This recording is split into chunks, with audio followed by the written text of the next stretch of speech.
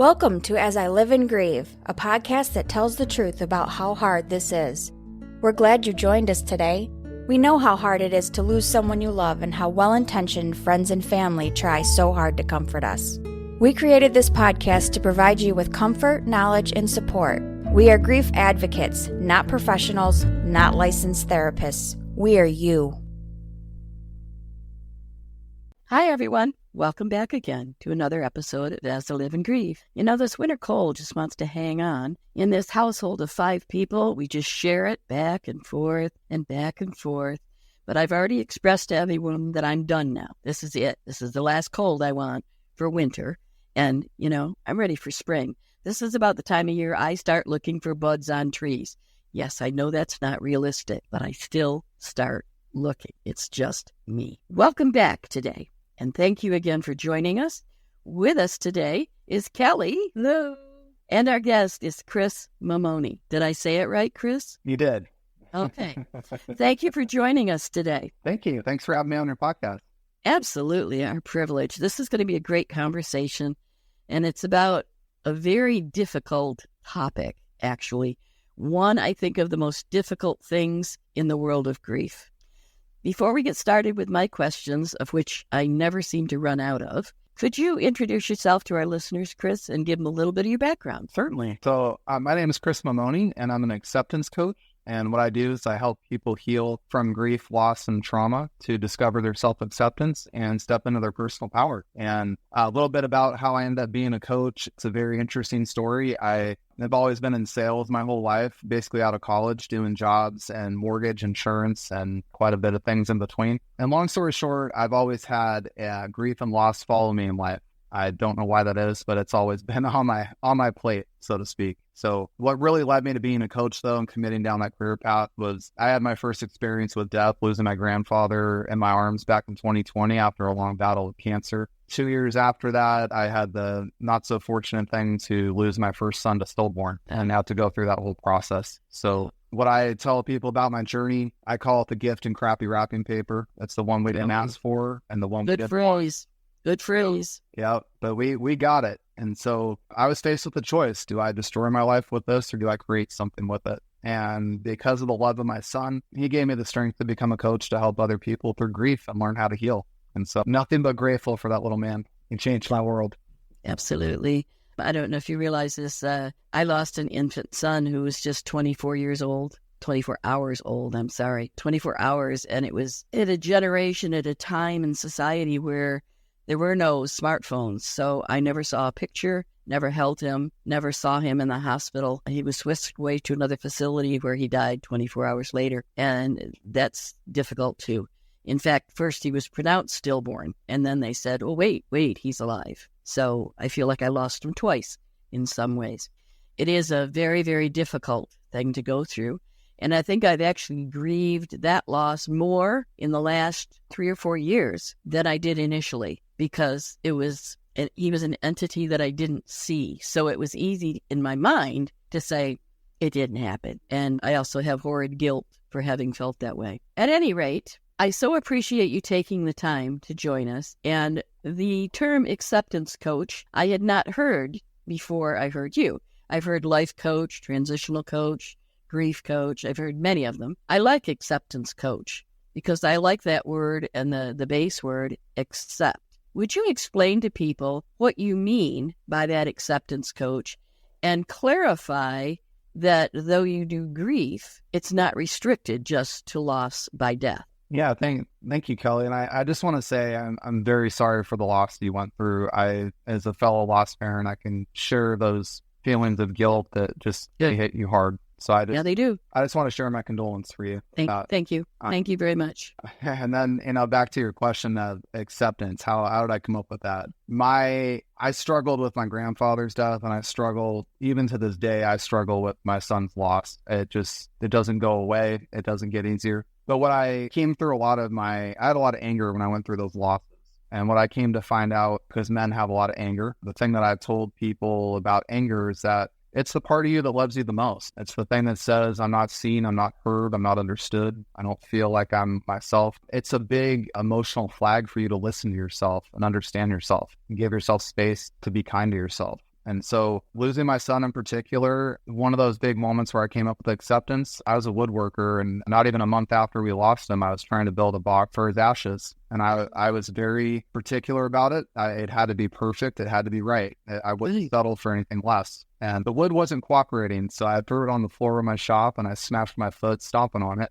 Ended up in a cast for 6 weeks. Ooh. And long story short, I cried a lot that night. I cried a lot. I was very angry. I was very sad. It didn't stop for hours. And so when I came to terms with it days after that, I said, I have to accept that he's gone and he's not coming back. And I still get crushed saying that phrase to myself, but it's reality of it. He's not coming back. And it was sad to me for a lot of reasons, because I lost my job 3 months prior to that. I was dealing with narcissistic abuse from my in-laws. There was just a slew of things that were happening. And my son, when I thought, we were going to be a happy family when he was supposed to be born, I was like, well, at least I have him. And at least this child's going to give me purpose and give me meaning. And sure enough, Caden still does that, just does it in a different way. So that term acceptance I use with people is that you don't have to like and you do not have to agree with what happened. That's the biggest misconception with that. Acceptance just means that you acknowledge what happened. Right. Yeah. And just take it for what it is. And that stirs a lot of the hard emotions, by the way. Sure. That's part of your healing process. Sure. And obviously losing someone through death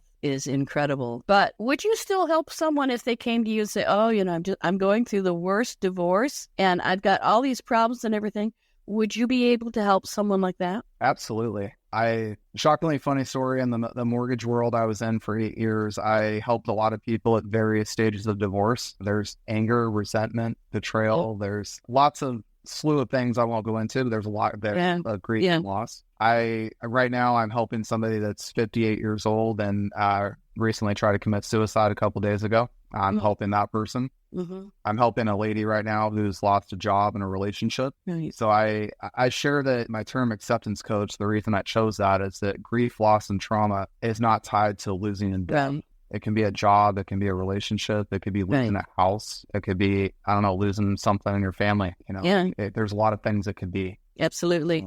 For a lot of people, it could be losing a job, losing the money that you've been used to getting and, getting a cut and pay and losing your lifestyle. It can be so many things that whatever the loss, you still grieve it because grief is a loss. We, on this podcast, really talk mostly about losing someone by death. And the reason is because we feel that is the one that is least comfortable to talk about. And for goodness sakes, it's finally trending the other way. There are numerous podcasts now on grief. There are all kinds of new titles out there, like acceptance coach, life coach, things like that people don't have to fear the stigma of going to see a psychiatrist, for example, if they need help. They can go see a coach, a therapist. For a lot of people, just a single word can make a world of difference. Do you have any way of clarifying for us, in your opinion, what the difference is between being an acceptance coach and a therapist? Yeah, I'm actually really appreciative that you asked that question because not a lot of people do. Something that I'll share, the generalized idea of it is that coaching is very much about how do we move forward.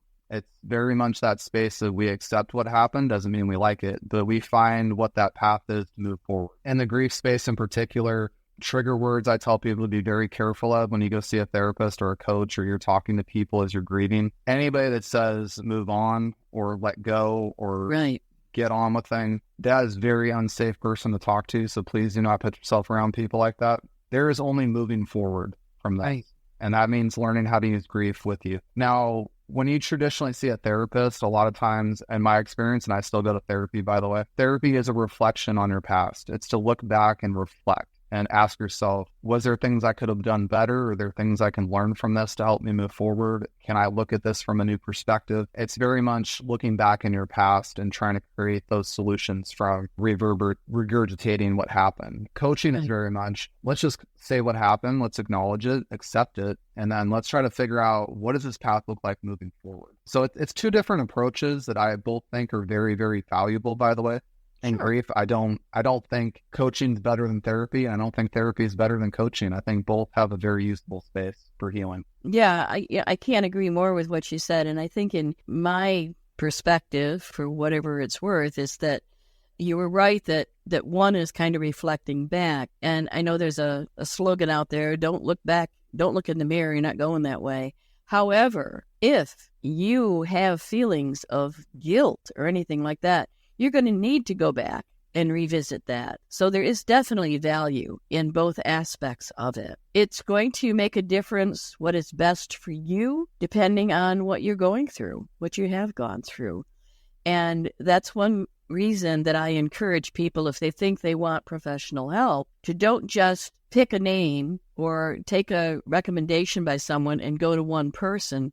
Go to several. Most therapists, coaches, social workers, most of them will have some type of introductory free consultation. So we're not talking out-of-pocket expenses, but you want to make sure of several things. What should people look for when they're trying to find the right person for them? My biggest bit of advice that I can give everyone today, and I had to learn this after losing my son, please only talk to professionals, coaches, or therapists that make you feel safe.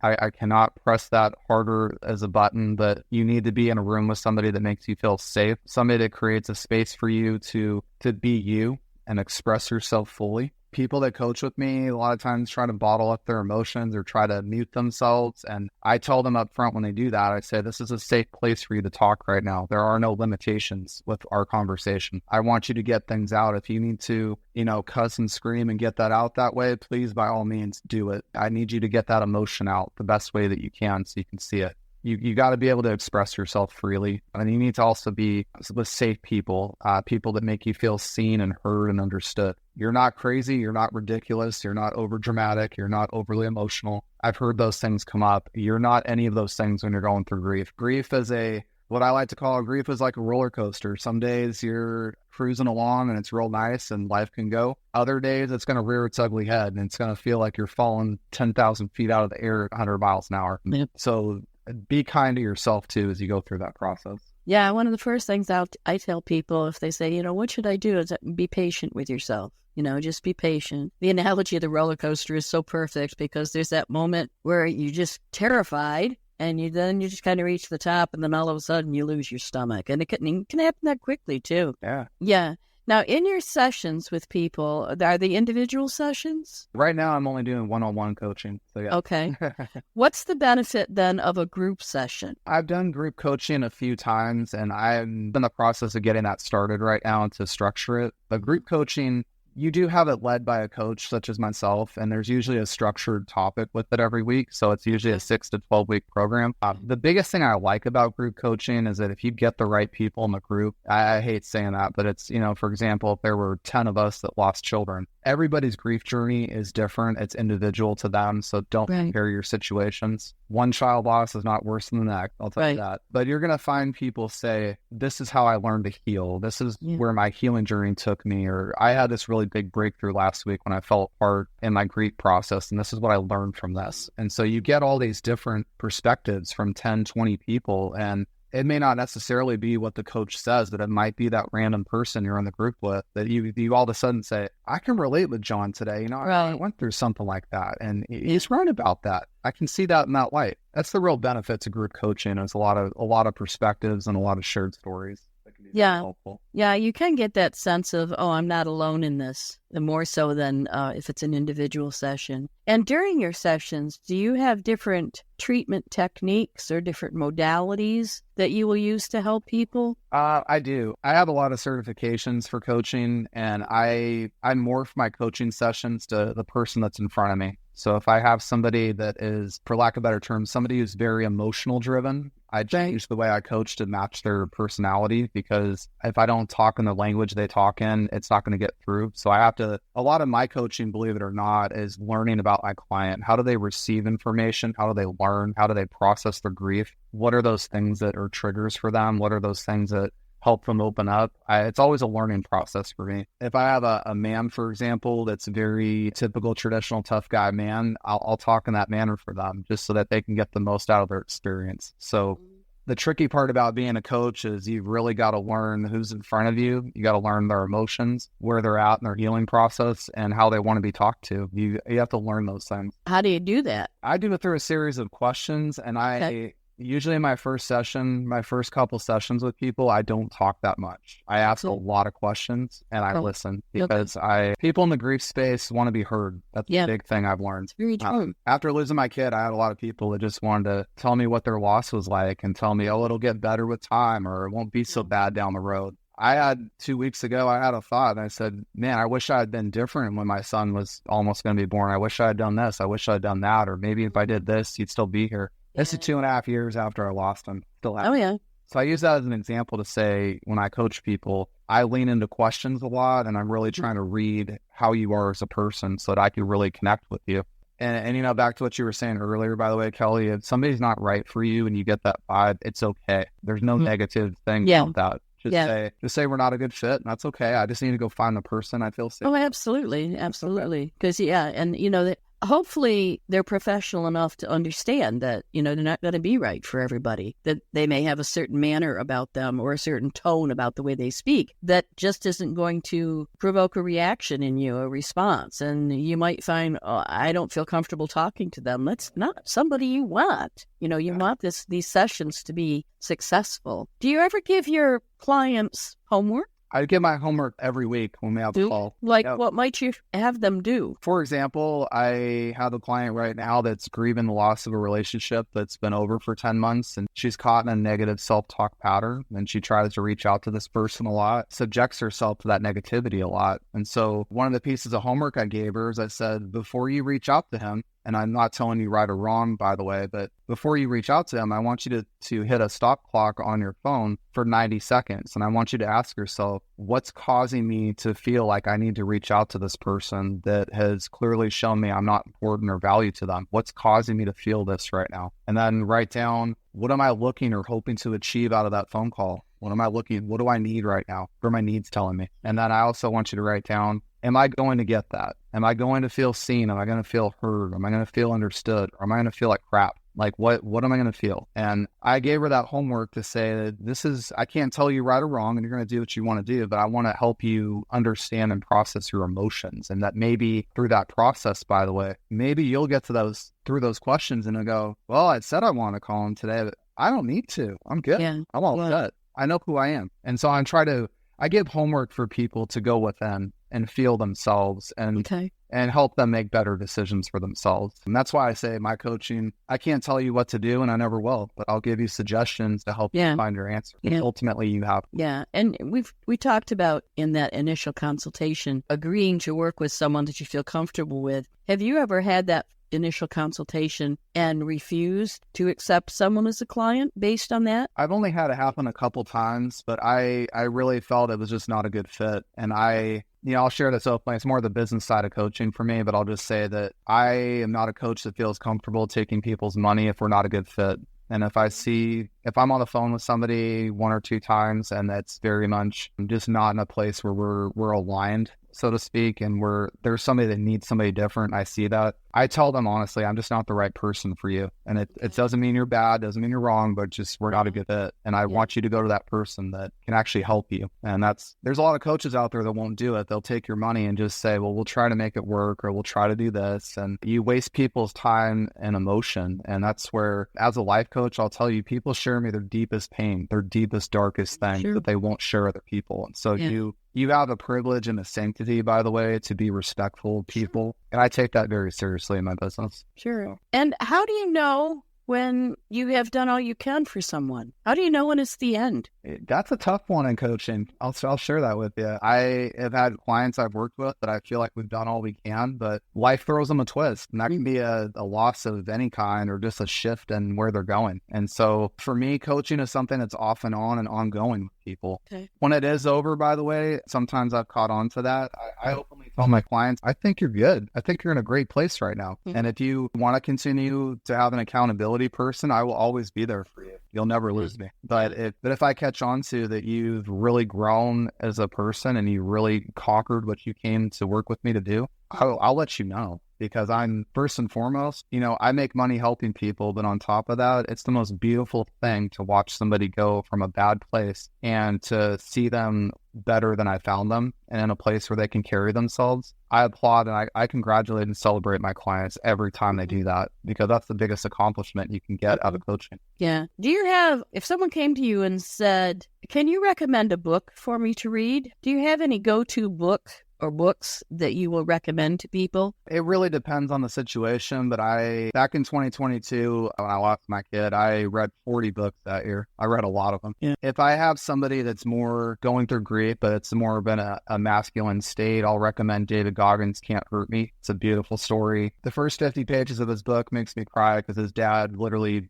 beat his mom and him to within an inch of their life. And David suffers through pain because he struggles with that grief and trauma. So I'll recommend a book like that. If there's also somebody that's just lost in life and has gone through just average loss of things, so to speak, Jen Cicero's book, You're a Badass, is a great book to inspire you that you can achieve things, even in the worst moments of your life when you're broke and poor, you don't have somebody around you, and you feel like there's nothing. That book will lift you up. It's just it's a great book. I've got many others I recommend to people, just depending on where they're at. Yeah. And do you have themed events throughout the year? Not really a retreat or anything, but do you offer like an event where you might talk about a certain topic or anything like that? Do you do anything like that? I'm in the process of putting those together this year. It's been a little tricky for me because I can coach on so many things, but something I am passionate about, and I'm trying to find a way to market it, is that men that lose kids, there's not a lot of support for us. Oh, there isn't. There's a lot of support for women, which I'm 100% behind. Yep. My wife has gone through a lot after losing her son, and still to this day has a battle with it. And but for men out there, there's not a lot of support. We're told, suck it up and move on. And unfortunately, men have emotions just like women do. And we struggle. We show it differently by the way we hide it. But I want to reach out to men that have lost a child. And I want to say, hey, this was just as much a loss as it was for your wife. And I want you to be able to learn how to express your emotions and learn how you can heal. Because healing in silence, it doesn't work. Right. Well, then jot the name down, Tony Lynch, and look him up on Facebook. You need to connect with him. You know my friend Tony? Oh, you know Tony. Okay, then you already know Tony. All right. He's a great guy. Yeah, he would be my number one for, if you want to get into the Men's Grief Network. Yeah, he's the great one to help you get there. Yeah, I worked with him on the global conference last year. I'm not involved with them this year because I've just got too much going on. So, okay, well, time is winding down, unfortunately, sadly. I always enjoy talking with our guests, and you're no different. You're very easy to talk to and with, and I appreciate that very much. So this is the time in the podcast where I turn the microphone over to you and let you just take the floor. So it's your turn. The floor is yours. Well, if I could give one message today to those who are listening today that are going through loss or grief or trauma, what I want you guys to focus on is being kind to yourself. Grief is a roller coaster that you're going to feel fine some days and you're going to be a train wreck the next. And I want you to know it's okay. It's completely normal to do that. When you do that, by the way, I want you to focus on your emotions you feel. I want you to understand and write down. Journaling has been a really helpful thing for me. Write down, I feel this way today. I'm having these thoughts today. Be very kind to yourself and do that. It's a big part of healing. The other thing I can share with you, I was able to find it in 2 years after going through what I went through, but there's always a gift and a lesson and a blessing in these moments. And I know in the middle of that and grief, it can be very hard to see that and almost in times impossible. I've been there myself, but just know that these experiences happen for you. They didn't happen to you. And these situations will make you a stronger and better person over life. You're going to have a big gift to contribute to other people who go through it. And if you can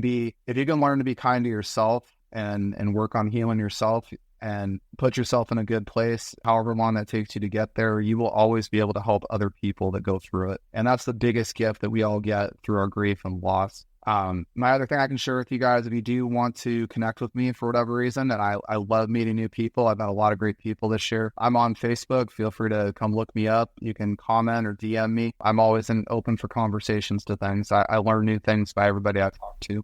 You guys can also visit my website, www.acceptancecoach.com. I do a free 1-hour call with anybody who would like to see what coaching is about, and kind of like Kelly's talked about today. The reason I'm offering a free 1-hour call is because I want you to feel free to tell me what's going on in your life, what you're dealing with, what you're going through. I also want to give you the opportunity to get to know me. Am I a good fit for you to work with? Do you feel safe around me? Do you feel comfortable enough to talk about it? I really want to give you that space to be you and make a good decision for you. As far as which healing path you need. And other than that, I just want to say there's really no moving on and getting over it when you're on a healing journey. It's a lifelong, it doesn't end. There's moving forward with it to the best of your ability, but don't let anybody take away what you've gone through, because that's your personal experience. It's your journey. You will heal on your own terms in your own way. And I want you to know that no matter what people tell you, it's your journey. And make sure that you're being kind and being fair to yourself and feeling what you need to feel. That's what I want to leave you guys with. Well said.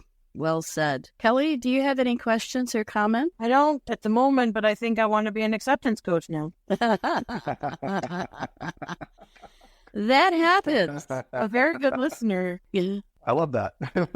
Yeah, you learn a lot on this podcast. And in addition to getting to talk to all the guests, and we've had so many, and our conversations have run the gamut from psychics to brain scientists and neuroscientists and parents and personal stories and everything. But with every single guest, I have learned something. I really have. Even if it's a clever phrase or a new quote or just a perspective that I didn't think about before. And that my bonus for this podcast is how much it has helped me on a personal level. It's helped me with my own grief. It's helped me with acceptance. It's helped me with my listening. It's just helped me in so many ways. So I agree, Kelly. And, you probably know enough that you could be an acceptance coach, but there is value to certifications and little degrees and everything like that. In the intro for our podcast, I make it a point to say that we're not therapists. We're not clinicians. We're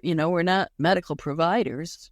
We are you. And that's one reason I think this podcast works as well as it does, because we're not selling a service. We don't allow ads in the middle of our podcast episodes. We're not trying to monetize it. This is our gift to people to help them feel more comfortable about their grief journey and about grief in general, so that they can talk about it more freely and so that they understand there's no shame in grieving. It's something everyone goes through, is going to go through. And I'm sorry, but I also believe that after going through the pandemic, there's no one in the world that can say, I've never grieved. We all lost something in that pandemic. Something, some things, many things. So having said all that, I want to thank you again, Chris, for coming on the podcast, taking time. I want to thank you for the work you do as well. I do think that acceptance coach is a great title. And it just says so much about the perspective you want people to have on their grief journey. The other thing I want to do is share a quote